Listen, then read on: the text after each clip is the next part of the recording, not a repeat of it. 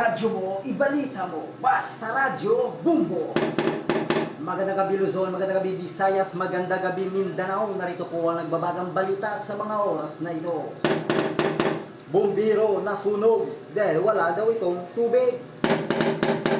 Bangko Sentral ng Pilipinas, nagwala ang manager dahil nawala ito ng pera. Mamahaling restaurant sa Manila, manager patay matapos magutom. Diyos ko po. Bakla sa Manila, naghanap ng matsupa, wala siyang nakita, sariling tsirupa. Dalawang kalbo nagsabunutan sa sobrang galit ng isa dahil kinalbo siya nito.